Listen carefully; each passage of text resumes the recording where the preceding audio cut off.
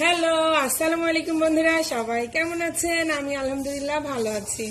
আজ আমি নিয়ে চলে এসেছি ছোট্ট একটি রান্না। তো আমি এখন এটা আপনাদেরকে দেখাবো। তো বন্ধুরা, আমি এখানে খাসির ফেকশো রেখেছি, আমি এখানে একটা আলু কেটে রেখেছি, এখানে 5-6টা পেঁয়াজ কেটে এবং 10টা কাঁচামরিচ কেটে রেখেছি, এখানে গোলমরিচ 5-7টা, লবঙ্গ 4-5টা, এলাচ 4টা এবং দারুচিনি 4 টুকরা।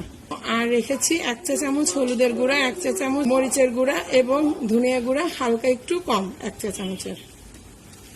এখানে রেখেছি 2 চা চামচ রসুন বাটা, 1 চা চামচ আদা বাটা, 1.5 চা চামচ জিরা বাটা এবং প্রয়োজন মতো লবণ।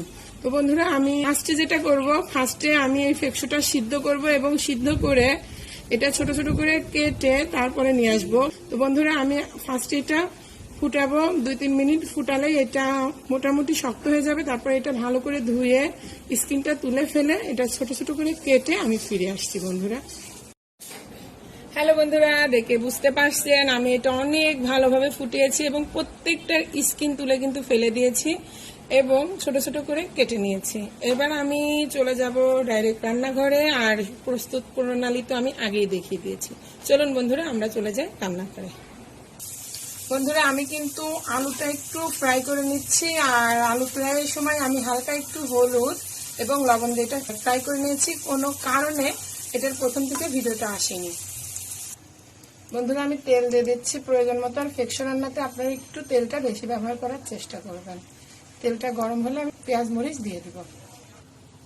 বন্ধুরা, তেলটা গরম হয়ে গেছে, আমি এবার এটা দিয়ে দিলাম পেঁয়াজ এবং কাঁচামরিচ। একটু বেশি দেওয়া লাগে পেঁয়াজটা, যেহেতু ফেকশোটা পেঁয়াজ মশলা বেশি দিয়ে রান্না করলে কিন্তু বেশি মজা লাগে।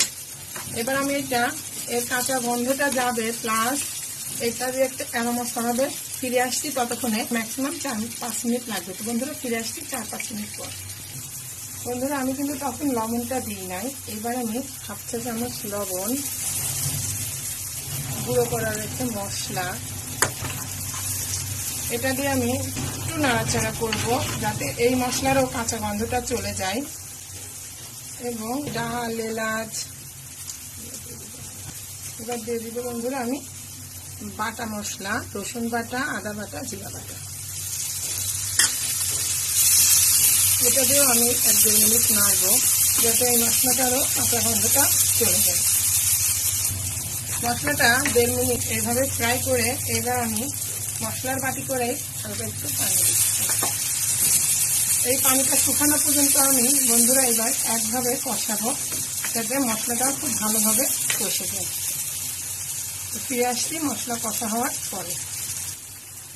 তো বন্ধুরা, ফিরে এসেছি 3-4 মিনিট পর। মশলাটা খুব ভালোভাবে কষা হয়ে গেছে, অনেক সুন্দর একটা ফ্লেভার আসতেছে। মশলাটা খুব ভালোভাবে কষা হয়ে গেছে, যার কারণে তেলটা সমস্ত ভেসে উঠেছে। এবার আমি দিয়ে দিব ফেকশো বাটাগুলো।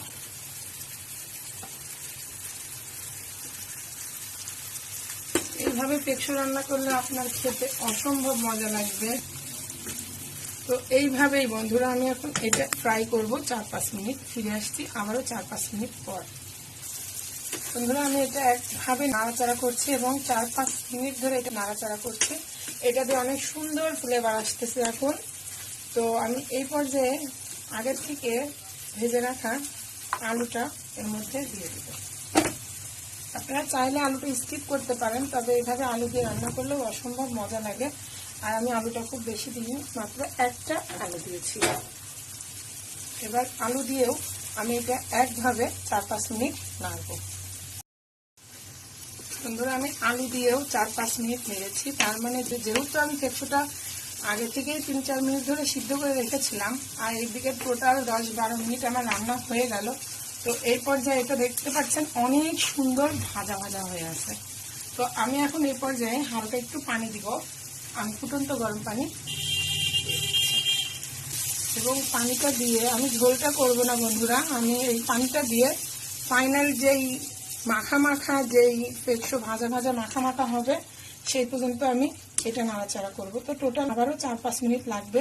টোটাল রান্নাটা করতে 15 মিনিট মতো সময় লাগবে বন্ধুরা। তো আমি ফিরে আসছি 4-5 মিনিট পর। বন্ধুরা, অনেকটা সুন্দর মাখা মাখা হয়ে গেছে। এই পর্যায়ে আমি দিয়ে দেবো বাবুর পাখি রান্নাঘর স্পেশাল গরম মশলা। তো বন্ধুরা আমি এবার এর উপরে দিয়ে দিব আগে থেকে করে রাখা ব্রেস্তা রেসিপি আমার চ্যানেলে দেওয়া যাচ্ছে। দেখেন বন্ধুরা, মনে হচ্ছে ব্রেস্তাটা এখন করে নেওয়া, আর এটা কিন্তু অনেক কুড়মুড় করতেছে। এটা কাঁচের বয়মে সংরক্ষণ করে রাখা।